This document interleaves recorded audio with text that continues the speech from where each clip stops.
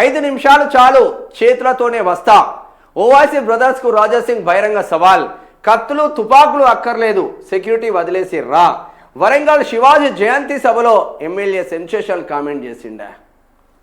చిన్న బామ్మర్ది పెద్ద బామ్మర్ది అని ఒక రేంజ్లో కామెంట్ చేసిండు.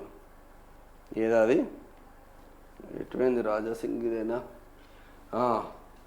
రాష్ట్ర రాజకీయాల్లో మరోసారి నిప్పులు చెరిగారు గోషామాల్ ఎమ్మెల్యే రాజాసింగ్. ఎంఐఎం నేతలు ఓవైసీ బ్రదర్స్ పై ఆయన చేసిన ఘాటు వ్యాఖ్యలు ఇప్పుడు పెను దుమారాన్ని రేపుతున్నాయి.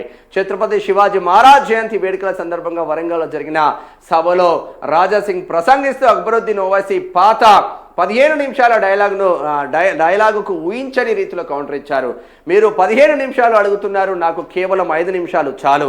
ఆ సమయంలో నేనేంటో చూపిస్తా. 15 నిమిషాలు కాదు కదా, 15 ఏండ్లు ఇచ్చినా మీరు ఏమి చేయలేరు అని రాజాసింగ్ ఎద్దేవా చేశారు. తనకు కత్తులు తుపాకులతో పని లేదని, సెక్యూరిటీ లేకుండా వస్తే తన చేతులతోనే కథ తెలుస్తానని హెచ్చరించారు. నీ ఇంటికి రావాలా, నీ అడ్డకు రావాలా, స్థలం సమయం నువ్వే నిర్ణయించు, ఎక్కడికైనా రావడానికి నేను సిద్ధం అంటూ అక్బరుద్దీన్ ఓవైసీకి ఓపెన్ ఛాలెంజ్ ఇస్తారు. సర్జికల్ స్ట్రైక్ శివాజీ నుంచి అంటున్నారు. గత ప్రభుత్వాల తీరును విమర్శిస్తూ రాజాసింగ్ ఆసక్తికర వ్యాఖ్యలు చేశారు. ఒకప్పుడు పాకిస్తాన్ ఉగ్రదాడి చేస్తే లవ్ లెటర్లు రాసేవాళ్ళు, కానీ ఇప్పుడు మోదీ ప్రభుత్వంలో నేరుగా సర్జికల్ స్ట్రైక్స్ జరుగుతున్నాయి.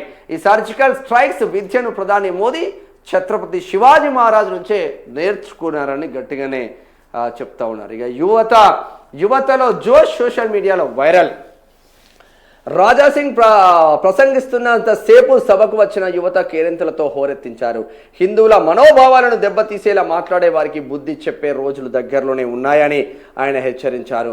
ప్రస్తుతం ఈ వ్యాఖ్యలకు సంబంధించిన వీడియోలు సోషల్ మీడియాలో విపరీతంగా ట్రెండ్ అవుతున్నాయి. గతంలో అక్బరుద్దీన్ ఓవైసీ చేసిన 15 నిమిషాలు సెక్యూరిటీ తీసేస్తే ఈ దేశంలో 100 కోట్ల మంది హిందువుల సంగతి చూస్తామనే వివాదాస్పద వ్యాఖ్యలను గుర్తు చేస్తూ రాజాసింగ్ ఈ కౌంటర్ ఇచ్చారు.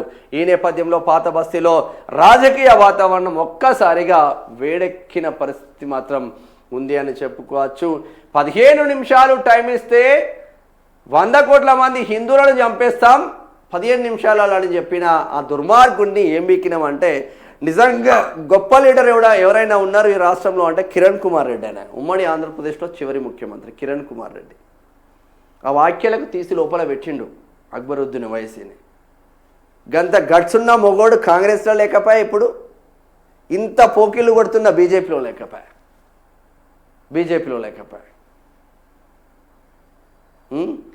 15 నిమిషాలు కాదురా చిన్న బొమ్మర్ది పెద్ద బొమ్మర్ది, 5 నిమిషాలు టైం చాలని ఒక రేంజ్లో వేసుకున్నాడు ఆయన నిన్న రాజాసింగ్.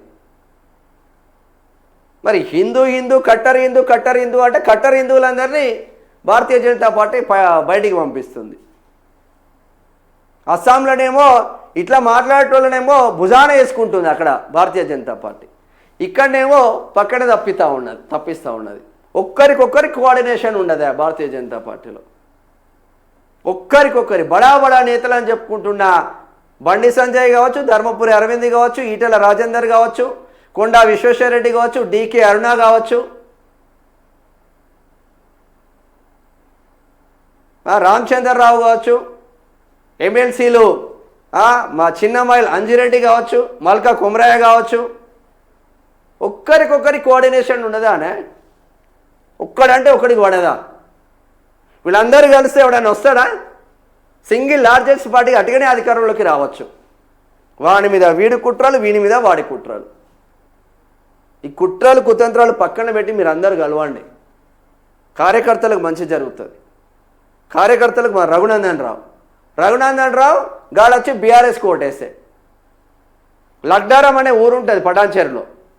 లగ్డారం ఊర్లో 300 మెజార్టీ తెప్పించిండు మెదక్ ఎంపీగా పోటీ చేసినప్పుడు ఊర్లో. ఏది మన రఘునందన్ రావుకు బీజేపీకి. ఆడ దళిత బీసీ బిడ్డలు నిలబడితే ప్రచారానికే పోలే దుర్మార్గుడు. బీజేపీ కార్యకర్తలు పోటీ చేస్తున్న ప్లేస్కు పోలే. బీఆర్ఎస్లో ఉన్న రెడ్డిలు రావులు పోటీ చేస్తున్న ఏరియాకు పోయి ఆడ స్ట్రీట్ కార్నర్ మీటింగ్ పెట్టిండు. నిన్న వాళ్ళు కార్యకర్తలు కాల్ చేసిండ్రు, నిన్న ఒక 20 మంది కౌన్సిలర్ అభ్యర్థులు బీజేపీ రాష్ట్ర కార్యాలయానికి పోయి ఫిర్యాదు చేసి వచ్చిందిలే. పటాన్చెరుకు సంబంధించిన రాష్ట్ర పొట్టుబొట్టు తిడుతున్నారు రఘునందన్ రావును. వీడు మా కోసం పనిచేస్తలేడన్నా, వీడు బీఆర్ఎస్ కోసం కాంగ్రెస్ కోసం పనిచేస్తుండన్నా. మా శ్రమ దోపిడీ జరుగుతుంది మాకు. కట్టర్ కాషాయ కార్యకర్తలకు ఆ దిక్కు దివాణా లేకుండా పోతుంది మాకు. ఎవరికి చెప్పుకోవాలి మా బాధ అని నిన్న నాకు వేరే పని ఉండే, గడికి పోతే మంచిగానే ఉండు. ఇక మీడియాతో మాట్లాడొద్దు అని బతలాడుతున్నారంట స్టేట్ ఆఫీస్లో. నేను పోతే ఆడనే మాట్లాడుతున్నాను.